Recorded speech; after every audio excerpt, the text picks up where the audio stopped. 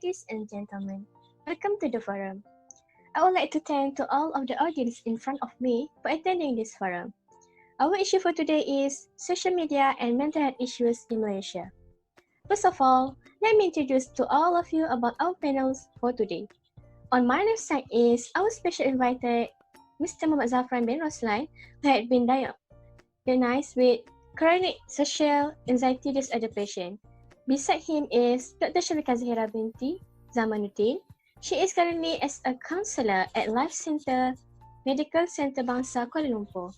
At the end of the corner is the very experienced counselor, Dr. Amirah bin Anwar. Welcome to our forum for today. Hope all of you were in pain of health. With me, Nurhanis as your chairperson today. Nowadays, it is undeniable that social media is integral in life of many people around the world. As of January 2020, about 81% of the Malaysian population were active social media users. Examples of social media are Facebook, Twitter, YouTube, TikTok, or Snapchat.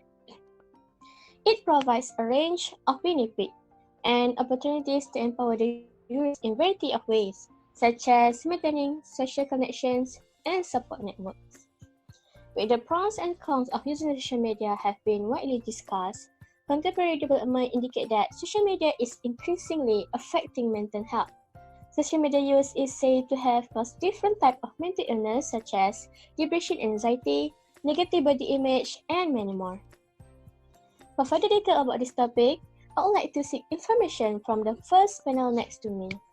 Without wasting our time, my first question to our first panel, Encik Zafran.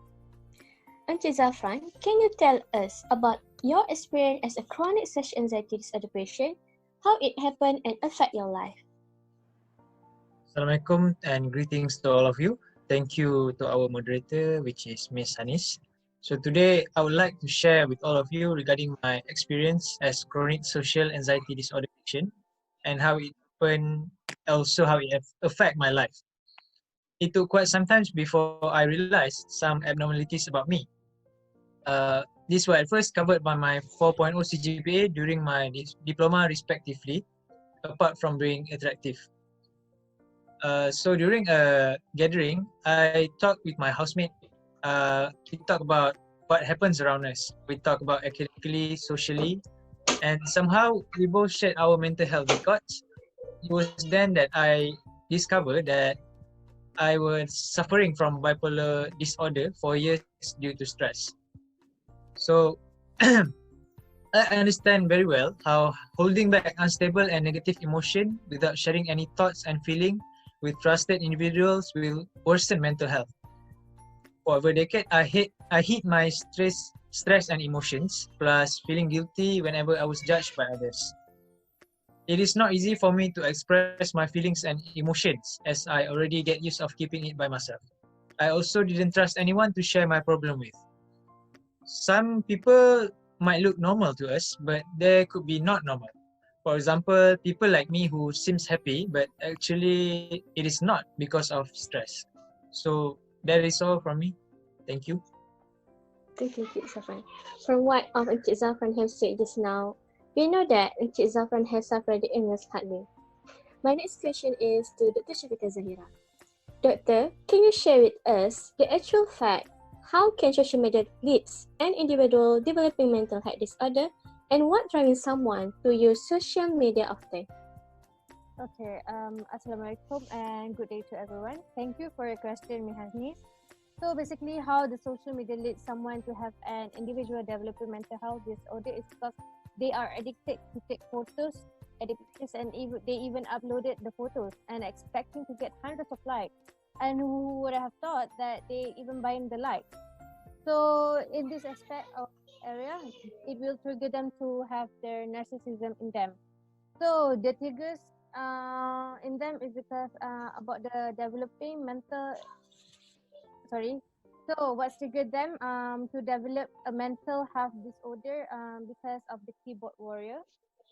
Typing in front of the laptop and commenting and judging without fully understand the harm of the words to other people, causing them to have a mental disorder or worse, suicide.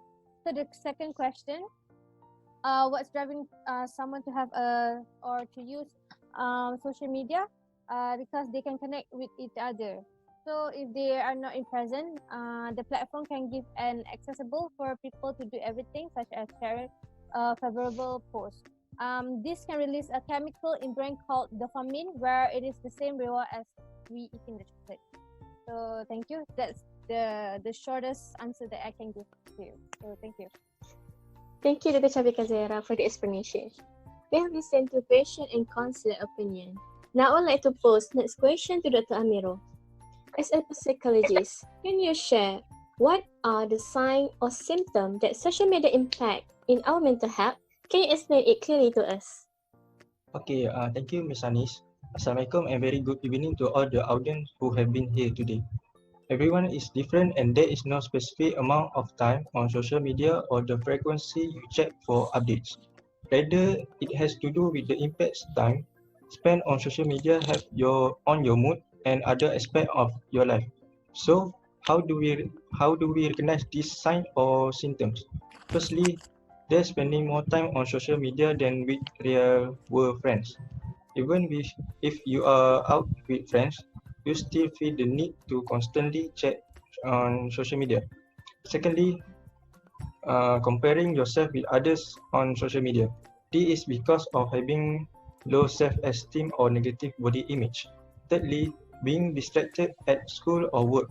You feel pressure to post regular content about yourself, get comments or like on your posts. Lastly, suffering from sleep problem. Do you check social media before going to sleep or even when you wake up in the night? The light from phone or an other device can disrupt your sleep, which in turn can have a serious impact on your mental health. Thank you. Well, from what Dr. Amiro mentioned just now, there are many signs and that social media can impact our mental health. Now we'll go to the second round of the forum. I would like to ask question to Encik Zafran. After all the hardship you have been through, how exactly you deal with your mental illness? Can you share some tips how you keep a healthy balance with social media? Okay, so every single thing in life has its good and also a bad side. It is just the matter of how we control it. Firstly, I will talk about the positive side. There are many benefits of using social media. It can help people to keep in contact with each other directly and has enabled us to keep up to date with each other's life indirectly, even if we are far from each other. We can catch up on events such as birthday, wedding. Also, it could help us to catch up on to keep in touch with our friends, family, client that we have business, and so many more. Then, for example, for platform of social media such as WhatsApp and Instagram, we could send a text, make a video call to keep in touch with our family, friends, and then the world has definitely changed of how people interact. Other than that, with using YouTube, we can share something interesting that we are good at. This would be considered as a positive point and enable us to maintain healthy relationship with our friends and family, besides we could earn income. So the next one is the negative side. The effect of social media can also cause people to be less social in real life. They become reclusive and it can create a time sink. For example, you sat on Instagram scrolling through your feed, watching funny videos, and then you realize that 30 minutes or an hour has just passed by. Your time is wasted by too focused with social media. So other than that, social media also can make you less productive as a person.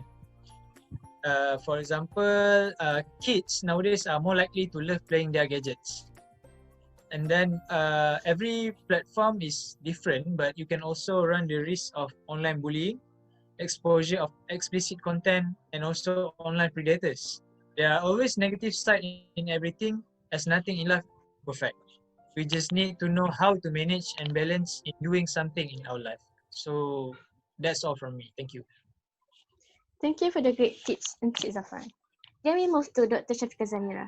Doctor, can you share with us the role of social media plays in mental health, also with its pros and cons of social media? Okay, so the roles of social media in mental health is the social media can give happiness, makes them feel less anxiety, even adheres to people's life. Lacking social media can put a serious mental health and emotional health. So in nowadays world, people are relying so much in social media platforms such as Facebook and Twitter and so on, just to connect with each other and even to get the latest information. But it is important to remember that the social media platform cannot replace the reality human connection, because it is not the same as reality. So the technologies is designed to make people feel more connected, but spending too much time in the social media uh, can make people feel so isolated and creating a mental health such as depression and anxiety. So regarding the second question, so the pros of the social media platform is that we can connect with each other in different places and stay up to date, and to find new friends who share the same interests or ambition. So the cons of the social media are greatly higher than expected, because people are they have this thing called FOMO, which is fear of missing out, where it can affect personal self-esteem, trigger anxiety, and make people feel more needed to use social media. And they feel like they need to check their social media, and it can make like people prioritizing the social media. So the second one is mood disorder, such as depression or anxiety, that can make it more worse because people are not socializing face to face, where it can increase the happiness of a person. There is the cyberbullying, where they throw some mean comments such as judging their appearance. And Twitter is the biggest hotspot for the spreading fake news, rumors, lies, and abuse, and can leave a long-lasting emotional scar to that person. So that's all. Thank you, Doctor. Based on Dr. Shafiqah Zahid's explanation, we know that social media have its pros and cons to the users. Lastly, my question will go to Dr. Amirul. Dr. Amirul, can you explain to us the step on how to modify social media used to improve mental health?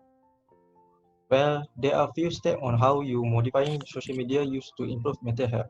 Step 1, you need to reduce time online. It may be difficult, but I have some tips that may be able to help you. First, turn off your phone at certain time of the day, such as when you are driving, in a meeting, having dinner, or spending time with offline friends. Second, don't bring your phone or tablet to bed. Turn device off and leave them in another room overnight to charge. Third, disable social media notification. Turning off notification can help you regain control of your time and focus. Lastly, limit check. If you compulsively check your phone every few minutes, wean yourself off by limiting your checks to once every 15 minutes, then one every 30 minutes. Step 2 is change your focus. If you are lonely, for example, invite a friend out for coffee instead. Or if you are depressed, take a walk or go to the gym. Last step is spend more time with offline friends. We all need the face-to-face company of others to be happy and healthy. At its best, social media is a great tool for facilitating real-life connection. But if you have allowed virtual connection to replace real-life friendship in your life, there are plenty of ways to build meaningful connection without relying on social media. Thank you. Thanks, Dr. Amirul, for the good explanation. Before we know how to use the social media wisely, thank you for the informative and interesting talk from all panels. Now we know that social media and mental illness is becoming a serious issue in Malaysia, especially to teenagers. Therefore, we as a concerned citizen should not neglect this issue and learn to be a good user of social media to avoid any mental health disorder.